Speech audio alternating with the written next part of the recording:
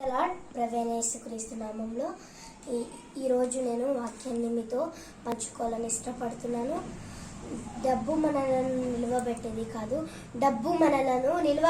కాదు కానీ దేవుడు మనలను ఉన్నత శ్రేణి మీద ఎక్కించేవాడు. కాబట్టి దేవునిలో మనం మెలిగినప్పుడు ఎంత జాగ్రత్తగా ఉంటామో అప్పుడే దేవుడు మనల్ని ఆశీర్వదిస్తాడు. దేవుడు మనలను ఉన్నత శ్రేణి మీద నిలవబెడతాడు. యెషయా గ్రంథం 58:14 దేవుడు చెప్పినట్టు ఉన్నత శ్రేణి మీద మీ బిడ్డలను ఎక్కిస్తానన్నాడు.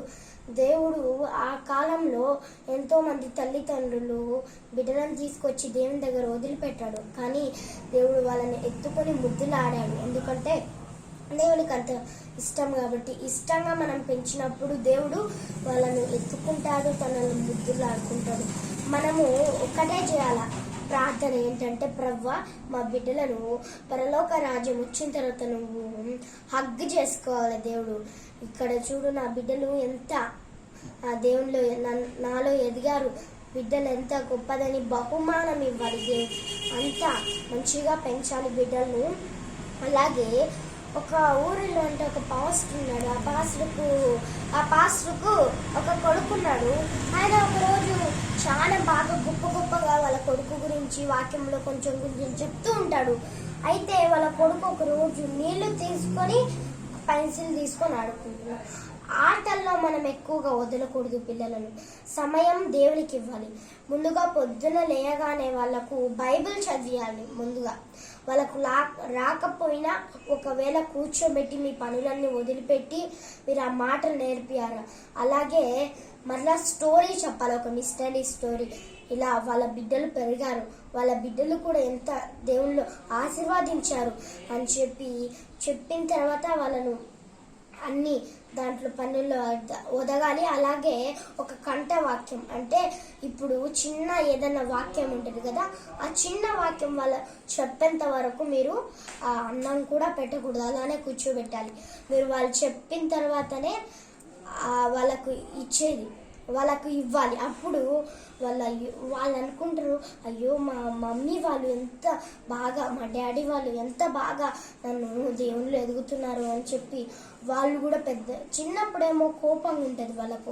ఏంటి ఇట్లా నేర్పిస్తారా, ఎప్పుడు దేవుడు అంటుంటారు వీళ్ళు అని చెప్పి చిన్నప్పుడు కోపం ఉండొచ్చేమో. కానీ పెద్ద అయినప్పుడు వాళ్ళు అనుకుంటారు, మా తల్లిదండ్రులు ఎంత బాగా పెంచారు, అసలు మా తల్లిదండ్రుల గురించి నేను చాలా కోపపడ్డానని ఏడుస్తారు. ఎందుకంటే మీరు చేసిన ప్రార్థనలు దేవుడు ఎప్పటికీ మర్చిపోడు.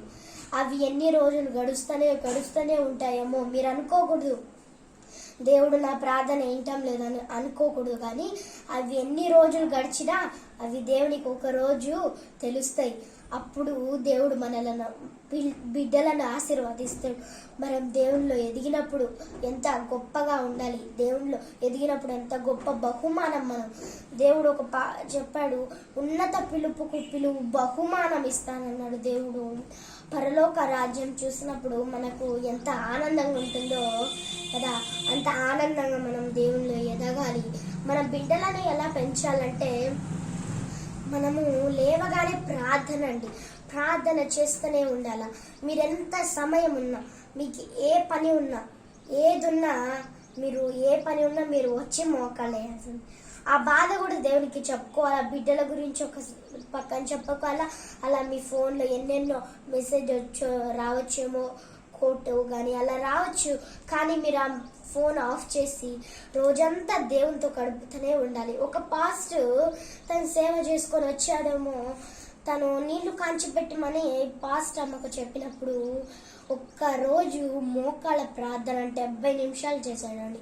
3 రోజులు ఆకలి కూడా కాలేదు. ఆయన లేచిన తర్వాత 3 రోజుల తర్వాత లేస్తే అవి అన్నదంట, 3 రోజులు అయిందండి మీరు ప్రార్థన చేసి.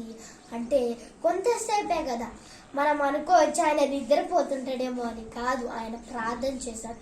అంతసేపు మన మోకాళ్ళ మీద ఉంటే, మన మోకాళ్ళు నల్లబడినప్పుడు మన ముఖ చర్మము తెల్లబడుతుందని దేవుని వాక్యంలో ఉంది.